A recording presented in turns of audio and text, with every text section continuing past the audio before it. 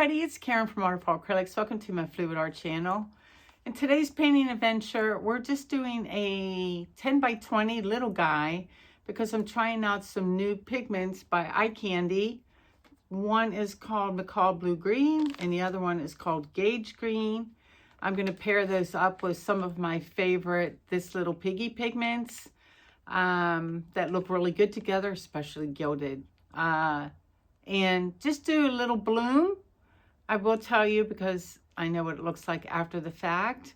Please stick around till the end because there's quite the dramatic transformation from what this painting looked like in the beginning to what it looks like at the end. It's really quite striking. So stay tuned.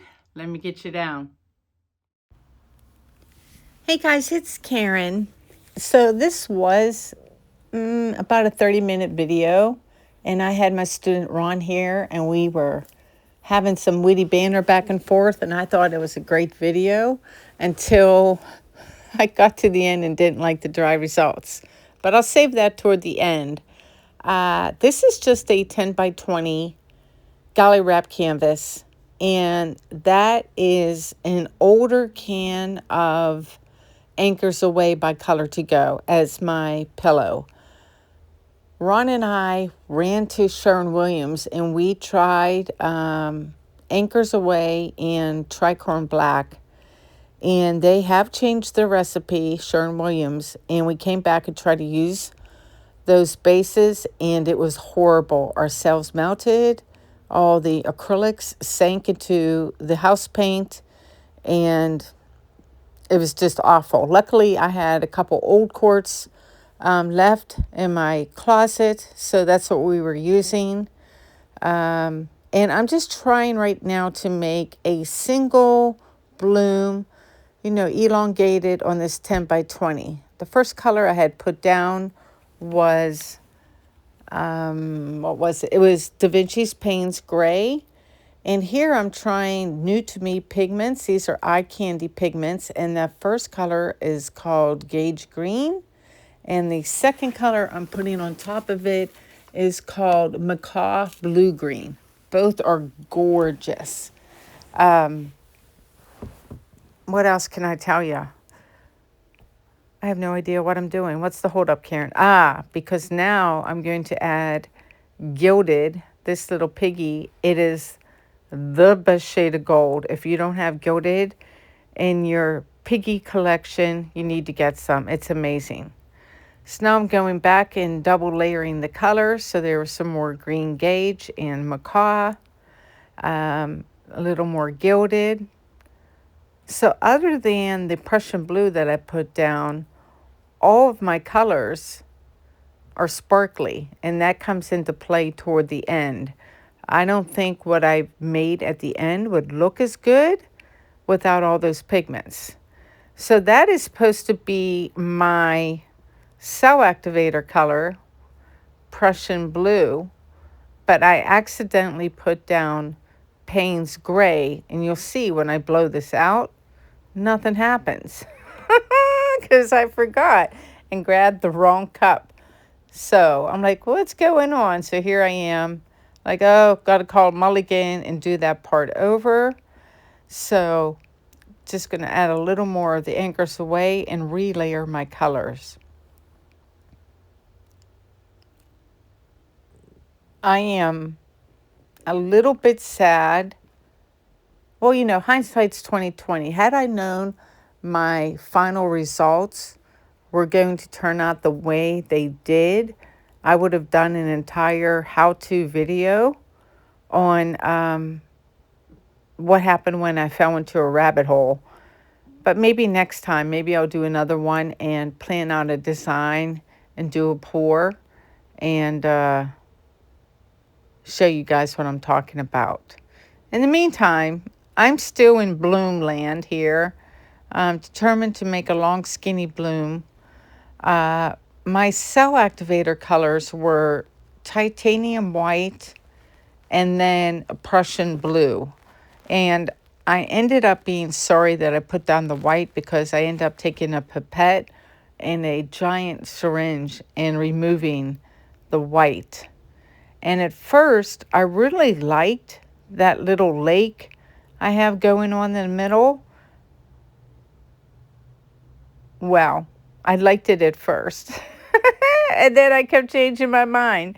And I ended up, I think I reduced the size of it by removing a whole bunch of paint. The colors were great. I wasn't happy. I kept getting those hard lines there. And I had puffed in the middle and then decided, oh, now it looks too busy because you know me, picky pants. And I was like, yeah, let me take all that out. So a couple good ways to remove paint is to obviously use a syringe or a pipette. But if it's too thin and you don't have enough pillow underneath, what you can do is simply add some more paint. And I think I do that here where I grab like a dollop, see if my color to go, and cover it up so that way when you suction it out, it'll grab the cells and take the stuff that you don't want with it. And that's a giant syringe that I bought by mistake. We were having a good giggle about the size of that syringe and what it was really for. Another way to remove paint is if you run out of like the pillow underneath. So this is doing a good job, but I still wanted more out. So you can always tilt and smoosh that center, get some more pillow underneath, and then come back with your syringe or your pipette, and you can take out what you don't like. I was happy with that little design. It made like this cute little bow tie. So I leave it in, and now we're going to go back to working on the composition of this bloom. I was super happy with the colors. Like I said, I was unhappy that I used the white CA. You could see the hard line at the top there, but that works out, and I end up removing it. And this entire video is sped up ×3, like I said, but so far it's not too jiggly. And just playing with composition, taking off the busy parts that are on those long sides, and trying to elongate this painting. And I really was quite happy with the wet results. I think we give this a couple spins. I'm going to remove that hard white line at the top. I think I'm just checking things out. Ron was probably making fun of me at this point. He doesn't know this part, but I was dorking around with something with this painting. And I said, am I being too picky? And he let out this really big sigh that I didn't notice when he was here. But then when I played this back, I heard his sigh and I just cracked up laughing. It was really, really funny. Anyway, so there I am removing that hard line. And it's all for naught. But you know, hindsight's 20/20, because at this time I have no idea what I'm going to do with this painting, you know, several days later. So I think I'm just tilting now, trying to get off some paint, take off that one blob. And then I'm going to come back with the dried results, and it won't be a voiceover anymore. I'll talk about the dry results, and then we'll pick up with the changes to this painting. Major changes. I was going to call it an embellishment, but that suggests that I leave some of the painting there, and that's not what happens. So, oh, yep, these are, I think, the final tilts. I got off that blob.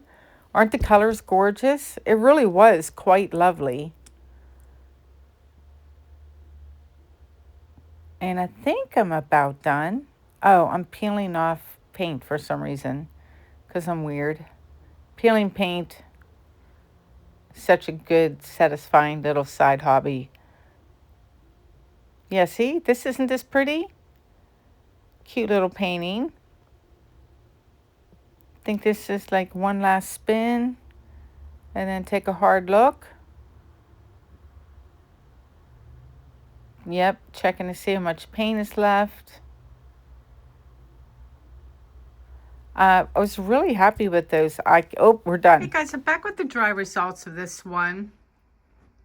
I have mixed feelings about it because I love the color palette and I love the middle when it was wet, but not so much dry. And so I'm going to show it to you now, and then I think I'm going to take my paintbrush and a little bit of black paint and work on this middle. I don't know what I'm going to do yet, but I do love those colors. And the Eye Candy Pigments, Primo, man, they work great. They didn't sink on the back of the canvas. Nice and clean. So that's good. And the Gauge Green, that is not white, that is all Gauge Green. And I forgot the name of the other color already, but really spectacular. And I know it looks like there's a line right there. That's an optical illusion because depending on how I turn my camera, it disappears. So I think it's just how the light is hitting the frame right now in my studio. But oh my goodness. Maybe it's growing on me. You know me being picky pants. Yeah, I just don't like this middle. I like this here. I think it'd be really cool in a black or gold floater frame. So yeah, let me dork around with it a minute and I'll come back. Okay, guys, my idea of dorking around with it was to take a black Posca pen and fix up the middle. And I did that, but then I didn't like it. And I don't know what possessed me. I don't know why. But while I had my Posca pen in hand, I am a huge doodler. Used to do Zentangle. That stuff is right up my alley. And I just started making these fake cells. And then every time I would make a circle, you have to go back into all the little crevices and color it black. And I ended up doing 3/4 of the canvas there. And the part I'm working on now this is the bottom of the canvas. And I had taken some colors like the Gauge Green and the Macaw Blue Green and just smeared it on there and kind of figured out my layout a little bit. I ended up going back with Gilded as well, which ended up being a huge mistake because when I was completely done with the painting, I had to redo it all, not all of it, but 2 huge sections because the Gilded was too bright and I had to glaze it with Macaw. And then the glaze got over the black and I ended up having to redo all the black lines. So all in all, I think I have about 8 hours in on this 10 by 20 canvas. I'm just showing you real quick how it's done. When I get the completed results up on my easel, I will talk more about specifics in case you want to take this on and try it yourself. It's hella fun, and I'm super stoked with the finished results. So, yep, let's take a look at those.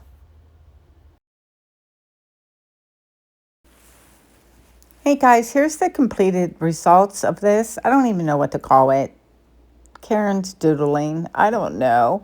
And I'm standing right in front of it, so I'm blocking the light. So the bottom half of this canvas isn't that dark. I'm just in the way like a goober. I am super happy with this, though. It is really gorgeous. I think a lot of it was serendipitous because I happen to use mostly pigments. And normally I don't. Oh, I'm showing you the sides there because I painted the sides black and there's like a slight black edge all the way around it on the front.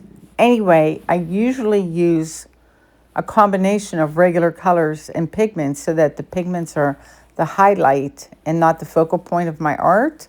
And this is one of the rare times where I've used all pigments except for, I think, Payne's Gray. So it has that sheen.